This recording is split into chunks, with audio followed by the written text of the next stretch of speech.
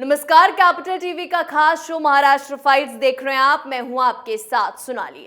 आज बात करेंगे शिंदे गुट के बड़े दावे की, जिससे महाराष्ट्र की सियासत में उबाल ला दिया है।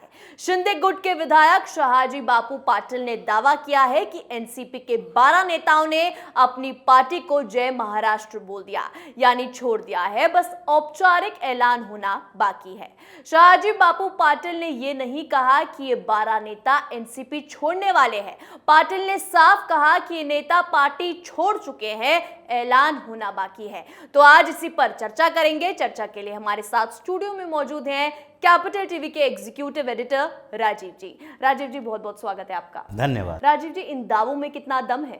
देखिए, दम तो है, क्योंकि जिस विश्वास के साथ बोला जा रहा है उसमें इतना तो दम है कि जिस तरीके से जयंत पाटिल कुछ समय पहले से बार बार आरोप लगा रहे थे कि ये एकनाथ शिंदे का गुट एकजुट नहीं रह सकता, ये कुछ समय के बाद ही बिखर जाएगा। ये उसी तरह के दावे थे जब भारत आज़ाद हुआ था तो ब्रिटिश जो सरकार थी और उसके साथ साथ वहाँ के जितने बड़े बड़े नेता थे, फिलोसफर थे, जो चिंतक थे, इतिहासकार थे, वो सब ये दावा किया करते थे कि भारत कभी भी एकजुट नहीं रह सकता।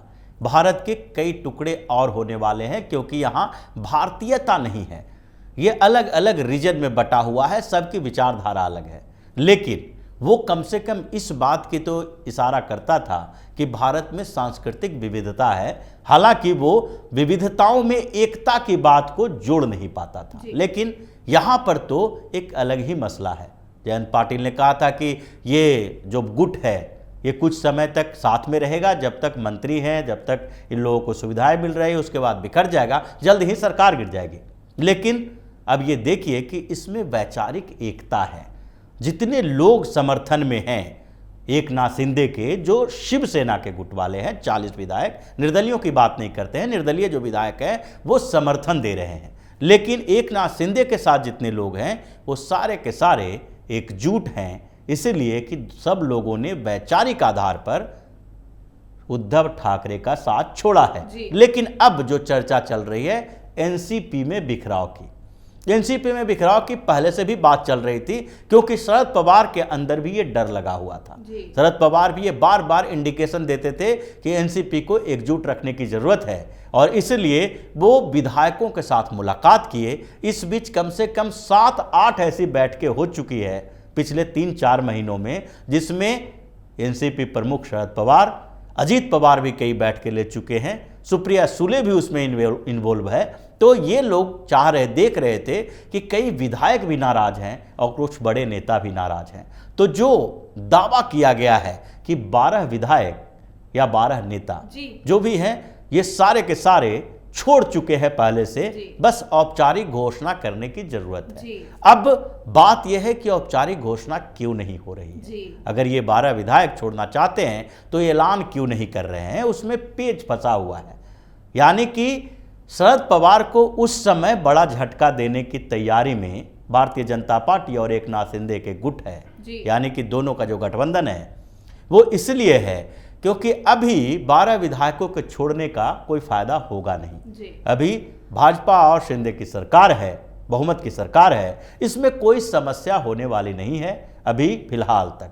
लेकिन इसके साथ ही अगर वो 12 विधायक तत्काल एनसीपी का साथ छोड़ देते हैं तो वैसी स्थिति में उनकी सदस्यता चली जाएगी, एंटी डिफेक्शन लागू हो जाएगा, दल विरोध निरोधक कानून उन पर लागू होगा, जिसके कारण सदस्यता चली जा सकती है। ऐसे में इंतजार इस बात का किया जा रहा है कि जब जरूरत पड़े, यानी कि 2024 से पहले कभी भी एनसीपी में बड़ा विस्फोट हो सकता है। एनसीपी खुद परेशान है और दूसरी तरफ कांग्रेस भी उसी परेशानी के दौर से गुजर रही है। कांग्रेस के तो बड़े बड़े नेताओं की बात की जा रही है। अशोक चौहान को बार बार इस बात की सफाई देना पड़ रहा है कि वो कांग्रेस नहीं छोड़ रहे हैं, क्योंकि जितनी बार बैठकें हुई, बातचीत हुई, उसमें अशोक चौहान के ऊपर शक किया गया। अशोक चौहान से मीडिया वाले भी सवाल पूछ रहे हैं कि क्या आप पार्टी छोड़ने वाले हैं, भारतीय जनता पार्टी में जाने वाले हैं, या फिर कोई नया विकल्प देख रहे हैं। उन्होंने बार बार इशारे में बोला है कि ऐसा कुछ नहीं है। लेकिन जब इतने बड़े नेता के ऊपर शक किया जा रहा है तो दूसरे नेताओं की बात ही छोड़ दीजिए। जी। उसके साथ ही एक और बड़ी बात है कि एकनाथ शिंदे के गुट के नेता ने क्या कहा कि एनसीपी के 12 विधायक छोड़ने वाले हैं, जी। वो शामिल होंगे भारतीय जनता पार्टी में या फिर एकनाथ शिंदे के गुट में। जी। इसके बारे में अभी कुछ नहीं कहा जा सकता। वो जो विकल्प देखेंगे वो दोनों को देख कर करेंगे, डिसाइड करेंगे कि किस में जाए। जी। लेकिन दूसरी तरफ जो उद्धव ठाकरे गुट के नेता हैं, जी। उनके दावे फिर अलग तरीके से हैं, जी। जिसने कांग्रेस और ये अघाड़ी जो गठबंधन है उसमें एक भूचाल ला दिया है। जी। उन्होंने क्या कहा कि एक तरफ एकनाथ शिंदे के गुट के 16 विधायकों के खिलाफ जो मामला चल रहा है, जिसकी सुनवाई सुप्रीम कोर्ट में होनी है, अगर उनकी सदस्यता खत्म होती है फिर भी सरकार नहीं गिरेगी, सरकार फडणवीस और एकनाथ शिंदे की बनी रहेगी, क्योंकि फडणवीस ने एक प्लान बी तैयार करके रखा है। जी। और ये प्लान बी क्या है? प्लान बी है कांग्रेस के नेताओं के साथ संपर्क। जी। उन्होंने तो यहां तक कह दिया कि कांग्रेस के 22 नेताओं की सूची तैयार है कि जब भी जरूरत पड़ेगी कांग्रेस के ये 22 विधायक फडणवीस के साथ चले जाएंगे, यानी भारतीय जनता पार्टी का समर्थन करने के लिए तैयार बैठे हुए हैं। ये 22 विधायक बिल्कुल संपर्क में हैं और इसीलिए फडणवीस इस बात के लिए कोई चिंतित नहीं है कि सुप्रीम कोर्ट में जो मामला चल रहा है विधायकों के सदस्यता जाने का, वो अगर एकनाथ शिंदे सहित 16 विधायकों की सदस्यता खत्म भी हो जाती है तो भारतीय जनता पार्टी की वहां सरकार बनी रहेगी। ये कौन कह रहा है? ये उद्धव ठाकरे गुट के नेता कह रहे हैं। हालांकि कांग्रेस इससे परेशान है क्योंकि कांग्रेस के ऊपर बड़े आरोप हैं, तो इसलिए कांग्रेस ने भी उद्धव ठाकरे को जवाब दे दिया है, यानी कि ये अघाड़ी में फूट की बात है। कांग्रेस के नाना पटोले बोल रहे हैं कि भाई उद्धव ठाकरे अपनी पार्टी तो संभाल नहीं पाए, वो तो अपनी पार्टी को बिखेर कर रख दिए, अब दूसरी पार्टी को ये दावा कर रहे हैं कि उसमें भी बिखराव हो रहा है। ये समस्या अघाड़ी के अंदर भी है, लेकिन इस बात से इनकार नहीं किया जा सकता है कि कांग्रेस और एनसीपी दोनों के लिए मुश्किलें खड़ी हो गई है। राजीव जी, अगर इस दावे में दम है, अगर विधायक पार्टी छोड़ देते हैं तो पवार अपनी पार्टी को कैसे संभालेंगे? देखिए, ये विधायक छोड़ देते हैं तो पार्टी को संभालने की बात होगी, जैसे शरद पवार के मुंह पर एक तमाचा होगा। सबसे बड़ी बात तो यही है कि शरद पवार अपने आप को महाराष्ट्र के राजनीति का चाणक्य समझते हैं, लेकिन जब उद्धव ठाकरे की पार्टी टूटी तो उद्धव ठाकरे को सलाह देने पहुंच गए, लेकिन बार बार इनके साथ भी धोखा हुआ है। ऐसा नहीं है कि इनकी पार्टी के नेता बाहर नहीं गए, पार्टी छोड़ी नहीं। और अब जो ऐसे समय में जबकि एनसीपी संकट से गुजर रही है, शरद पवार को भी पता है कि ग्राउंड में एनसीपी के खिलाफ लोग वोट करने के लिए तैयार हैं। बारामती में भी जो उनका अपना क्षेत्र है, जहां से सुप्रिया सुले सांसद हैं, जहां के क्षेत्रों से अजीत पवार विधायक होते हैं, ये सारे के सारे जगहों पर भारतीय जनता पार्टी नजर गड़ाए रखी है। वहां पर भाजपा के नेताओं का लगातार दौरा हो रहा है और इसलिए सुप्रिया सुले और शरद पवार दोनों ही परेशान हैं इस बात को लेके कि अपने क्षेत्र को, अपने किले को कैसे सुरक्षित रखा जाए। तो ऐसे समय में जब उनके पार्टी के नेता छोड़ कर जाएंगे तो सबसे पहली बात तो यही होगी कि शरद पवार का वो घमंड टूटेगा कि हम महाराष्ट्र की राजनीति में सबको अपनी उंगलियों पर नचाते हैं। ये घमंड टूटना शरद पवार का जरूरी है और इसलिए एनसीपी का टूटना भी जरूरी है। और ऐसे सिचुएशन बन रहे हैं जिसमें ये लग रहा है कि शरद पवार के लिए मुश्किल होना तय माना जा रहा है, क्योंकि उद्धव ठाकरे परेशान तो हो चुके, उनकी मुसीबतें जितनी बढ़नी थी वो बढ़ गई है।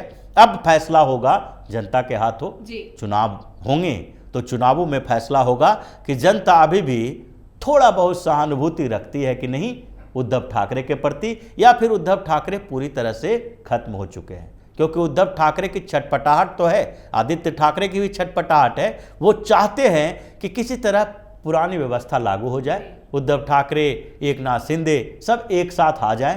अब कोशिश कर रहे हैं इस बात के लिए कि जो भी संभावना है उन संभावनाओं पर बातचीत की जाए। उद्धव ठाकरे उस समय भी बोले थे कि एकनाथ शिंदे अगर चाहते हैं तो सीएम बन जाए, डिप्टी सीएम बन जाए, हमें सीएम बनने की जरूरत नहीं है, क्योंकि उस समय उन्हें लग रहा था कि अब पार्टी खत्म हो चुकी है। लेकिन जब कुछ नहीं बना तो अब दूसरी बार कोशिश में लगे हैं। लेकिन दूसरी तरफ अब जो मेन टारगेट है वो है शरद पवार की पार्टी, क्योंकि शरद पवार ही चाहते हैं कि पूरी राष्ट्रीय राजनीति में कम से कम विपक्ष की बात जहां जहां हो वहां पर शरद पवार को एक बड़ी भूमिका दी जाए, यानी कि पीएम मोदी को भी चुनौती देने वाले स्थिति में बने रहना चाहते हैं। लेकिन उनको जब उन्हीं के घरों में घेरा गया तभी शरद पवार दुबक के बैठ गए। पिछले 2 महीनों से शरद पवार ममता बनर्जी की तरह, नीतीश कुमार की तरह, केसीआर की तरह बाहर उठ के भारतीय जनता पार्टी के खिलाफ या फिर मोदी के खिलाफ कुछ बोल नहीं रहे। पीएम मोदी के खिलाफ भी अब उनके सुर थोड़े नरम पड़ गए हैं, वो कमजोर दिखाई पड़ रहे हैं। इसका मतलब है कि महाराष्ट्र में वो इतने घिर चुके हैं कि अब महाराष्ट्र के अंदर ही एनसीपी को बचाना मुश्किल हो चुका है। तो ऐसे में शरद पवार राष्ट्रीय राजनीति पर कैसे बोलेंगे? तो उनका घमंड टूटना जरूरी है, और ये घमंड टूट कर रहेगा जैसे ही ये 12 नेता बाहर आएंगे, शरद पवार फिर सड़क पर आ जाएंगे। बहुत बहुत धन्यवाद राजीव जी बातचीत के लिए। धन्यवाद। जी हाँ, तो शिंदे गुट के विधायक शाहजी बापू पाटिल ने दावा किया कि शरद पवार की पार्टी एनसीपी के 12 नेताओं ने पार्टी छोड़ दी है। ऐलान भर होना बाकी है, उनमें से सोलापुर के एक बड़े नेता शामिल है। पाटिल ने कहा कि राज्य के 170 विधायक शिंदे फडणवीस सरकार के पीछे पूरी मजबूती से खड़े हैं। सभी विधायक अपने अपने क्षेत्रों में अच्छा काम करते हुए दिखाई दे रहे हैं। सबको फंड मिल रहा है, सबका काम चल रहा है। अब अगर पार्टी छोड़ने की बात सच निकली तो देखना यह होगा कि क्या एनसीपी की भी वही हालत होगी जो शिवसेना के ठाकरे गुट की हुई थी। महाराष्ट्र फाइल्स में आज के लिए इतना ही। देखते रहिए कैपिटल टीवी। नमस्कार।